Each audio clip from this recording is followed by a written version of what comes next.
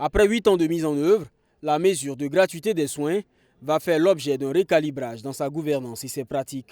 À cette première session ordinaire du comité d'orientation et de suivi de la mesure de gratuité, les acteurs procèdent à la révision de 3 documents, dont le manuel de procédure de la gratuité des soins. Lequel manuel consacre de nouvelles pratiques comme la digitalisation de la facturation individuelle des soins.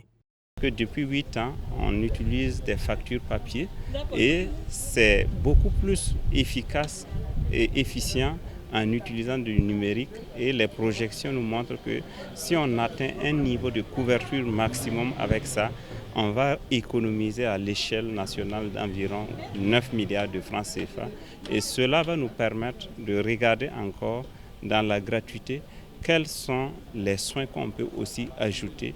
Par exemple, vous avez les personnes âgées. Cette session a aussi entériné la prise en compte de nouvelles interventions au profit des populations. Notamment le SAMU, le service d'aide médicale d'urgence. Le manuel se projette aussi sur la prise en compte de la coronarographie, cette intervention qui permet de déboucher les artères du cœur, mais dont l'accessibilité financière n'est pas toujours aisée.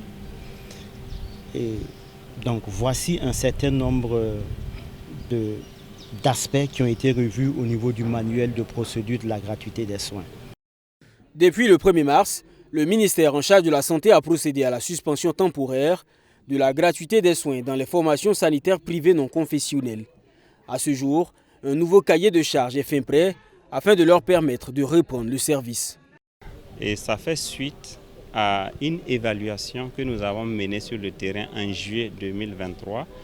Et nous avons constaté une grande disparité des pratiques, une grande disparité des facturations, des tarifs.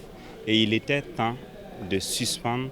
Très bientôt, nous allons les convier de sorte à ce qu'on puisse échanger sur la nouvelle démarche pour pouvoir assurer la gratuité des soins en fonction du cahier des charges que nous avons presque finalisé. Le comité d'orientation et de suivi de la gratuité des soins est composé des cadres de 5 ministères, dont le ministère en charge de la Santé, celui de l'économie et des finances et du département de l'action humanitaire.